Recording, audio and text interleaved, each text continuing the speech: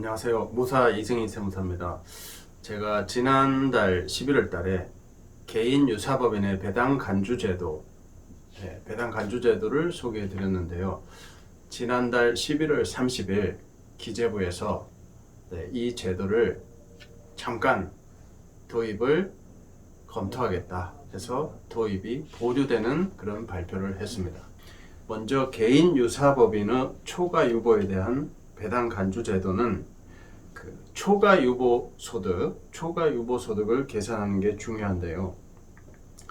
초과 유보 소득은 세후 당기순이익에서 자본금의 10%나 당기순이익의 50%를 뺀 금액이거든요. 그래서 보통은 자본금이 1억, 2억 크지 않기 때문에 자본금의 10%를 하면은 1억인 법인은 1,000만 원입니다. 1,000만 원 초과하는 금액이 초과 유보소득이 되어버리는 거죠. 당기순이익이 1억인 법인이 자본금이 1억이면은 자본금 1억의 10% 1,000만 원 초과하는 9,000만 원이 배당으로 간주되는 거죠. 그렇기 때문에 이 제도가 도입이 되면은 문제점이 굉장히 많았던 거죠. 내용을 간략히 살펴보고 대책도 한번 같이 고민해 보도록 하겠습니다. 먼저 적용 대상은 최대 주주, 특수관계자 지분이 80% 이상이 되는 법인입니다. 80% 이상이 되니까 거의 가족법인은 다 해당된다고 보시면 되겠습니다.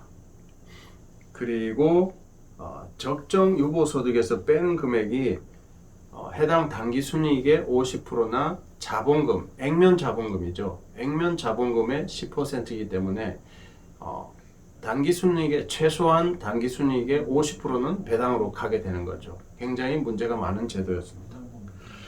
그리고 구체적으로 이제 배당 원천 징수는 실제 배당이 없더라도 결산 확정일인 12월 말 기준으로 주총일인 법인세 신고기한 3월 31일 날 배당을 간주한 걸로 해서 원천 징수하고 다음 달 10일까지 원천 징수한 소득세를 납부해야 되는 그런 제도였습니다. 그러나 이제 이중과세 문제가 있기 때문에 향후에 실제로 배당을 할 때는 배당으로 보지 않는 거죠. 회계 처리를 해서 미지급금을 가져가는 형태로 아마 이렇게 하시면 되겠습니다. 자, 이런 제도가 도입되려고 하다가 도입이 보류되었습니다. 현장에 중소기업에 엄청난 저항이 있었던 탓인 것 같습니다. 중소기업 사장님들 여러분들 고생 많으셨습니다. 자, 비록 도입이 보류되긴 했지만 어디까지나 도입이 보류된 거죠. 일단 정지한 겁니다. 국회 심의 결과를 반영해서 결론적으로는 도입을 보류했습니다. 보류했다는 것은 어떻게 해석하느냐에 따라서 완전히 없어질 수도 있는 문제지만 일부 후퇴로 해석이 될 수도 있습니다. 일부 후퇴는 언제든지 재정비해서 보완을 해서 입법을 다시 할 수도 있는 그런 문제입니다. 그렇기 때문에 완전히 안심할 수 있는 정도는 아니고요. 어느 정도 보완을 해 두시는 게 좋겠습니다. 지금 보완할 수 있는 방법으로는 자본금을 높이는 방법입니다. 당기순이익의 절반이 최소한 유보소득으로 갈 수 있기 때문에 이거를 줄이시려면은 액면 자본금을 늘리는 방법이 훌륭한 대안이 될 수 있습니다.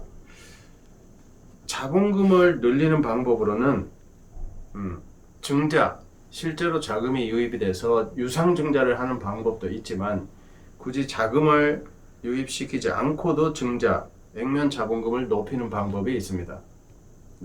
잉여금 처분에 의한 배당인데요. 주식 배당이라고도 합니다. 주식 배당.